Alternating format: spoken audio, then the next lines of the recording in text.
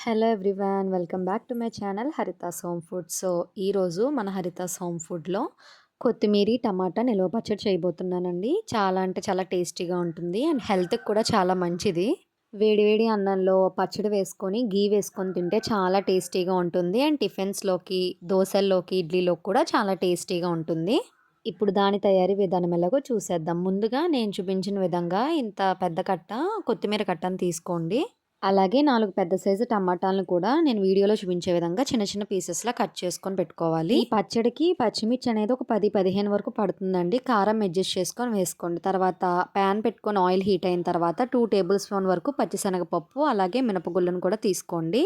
ఈ పోపుని golden brown colour వచ్చేంత వరకు కూడా దోరగా ఫ్రై చేసుకోవాలన్నమాట. చూసారు కదా, ఈ విధంగా ఫ్రై చేసుకొని పక్కన పెట్టుకోవాలి. ఇప్పుడు పక్కకు పెట్టుకున్న తర్వాత అదే ప్యాన్లో పచ్చిమిర్చిని మధ్యలో చీలికల్లా చేసుకొని ఫ్రై చేసుకోవాలండి. ఘాట్లు పెట్టకపోతే గనక పచ్చిమిర్చి అనేది పైకి పేలుతుంది, చూసుకొని వేసుకోండి.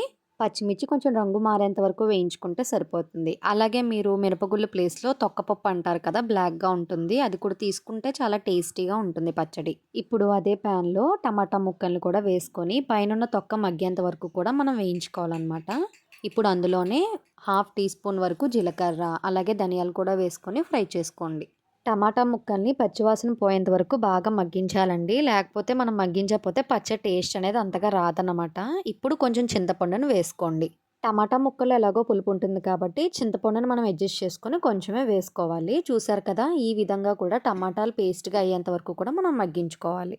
ఈ విధంగా మగ్గిన తర్వాత దీన్ని కూడా పక్కకు తీసేసుకొని ఇప్పుడు అదే ప్యాన్‌లో కొంచెం ఆయిల్ వేసుకొని మనం ముందుగానే కొత్తిమీరని శుభ్రంగా కడిగి పెట్టుకున్నాం కదా, పీసెస్ కింద కట్ చేసుకొని దాన్ని కూడా ప్యాన్‌లోకి యాడ్ చేసుకొని పచ్చివాసన పోయేంత వరకు కొత్తిమీర కట్టలో ఉన్న వాటర్ అంతా కూడా ఇంకిపోయేంత వరకు మనం కొత్తిమీర కట్టని ఫ్రై చేసుకోవాలన్నమాట. చాలా అంటే చాలా టేస్టీగా ఉంటుందండి. మీరు కూడా తప్పకుండా ట్రై చేసి నాకు ఎలా ఉందో కామెంట్ బాక్స్‌లో కామెంట్ చేయండి. అలాగే మన ఛానల్‌ని ఎవరైనా కొత్తగా చూస్తున్నట్లయితే సబ్స్క్రైబ్ చేసుకొని పక్కనే ఉన్న బెల్ ఐకాన్‌ని క్లిక్ చేయండి. అప్పుడే నేను చేసే ప్రతి వంట వీడియో మీకు నోటిఫికేషన్ రూపంలో వస్తుంది. చూసారు కదా, కొత్తిమీరలో వాటర్ అంతా ఇలా ఇంకిపోయేంత వరకు మనం దాన్ని కూడా పక్కకు తీసుకొని వీటన్నిటిని కూడా కంప్లీట్‌గా కూల్ అవ్వనివ్వాలండి. వేడిగా ఉన్నప్పుడు వేయకూడదు. ఇప్పుడు అవన్నీ పూర్తిగా చల్లారిన తర్వాత మిక్సీ జార్‌లోకి ముందుగా మనం వేయించుకున్న పప్పుల్ని, అలాగే పచ్చిమిర్చిని, అలాగే 1 టీ స్పూన్ వరకు కల్లుప్పును కూడా వేసుకొని వాటిని మిక్సీ పట్టాలి. చూసారు కదా, ఈ విధంగా అయ్యే వరకు మిక్సీ పట్టాలన్నమాట.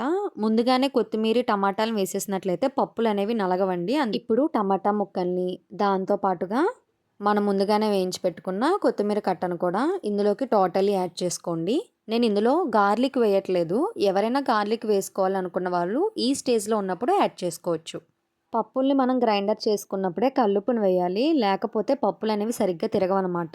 అండ్ ఆల్సో మనం ఈ పచ్చడిలో వాటర్ అనేది అసలు యాడ్ చేయము. మనం తిరగట్లేదు కదా మిక్సీ జార్ అని చెప్పేసి వాటర్ యాడ్ చేసినట్లయితే నిలవ పచ్చడి అనేది అంతగా నిలవ ఉండదండి, బూజు పట్టేస్తుంది. కాబట్టి అస్సలు వాటర్ యాడ్ చేయొద్దు, గుర్తుపెట్టుకోండి. చూసారు కదా, ఈ విధంగా నలిగింది. కొంచెం ఇంకా బరగ్గానే ఉంది కాబట్టి మళ్ళీ మరొకసారి మిక్సీ పడదాము.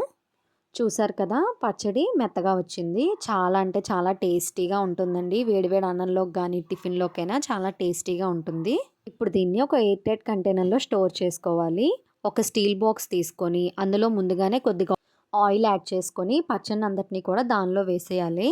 ఆయిల్ మనం వేసుకునేటట్లయితే అన్నంలో కలుపుకొని తినేటప్పుడు ఇంకా మనం ఏం వేసుకోక్కర్లేదు. డైరెక్ట్‌గా ఇందులో ఉన్న ఆయిల్‌తో వేసేసుకోవచ్చు. ఇందులో ఉన్న ఆయిల్ పైకి వచ్చే విధంగా పచ్చడిని ఇలా అడ్జస్ట్ చేసుకోవాలన్నమాట. ఈ పచ్చడి కంపల్సరీ 15 డేస్ వరకు నిల్వ ఉంటుందండి. సో చూసారు కదా, ఎంతో టేస్టీగా నిల్వ ఉండే కొత్తిమీర టమాటా పచ్చడి రెడీ అయిపోయింది.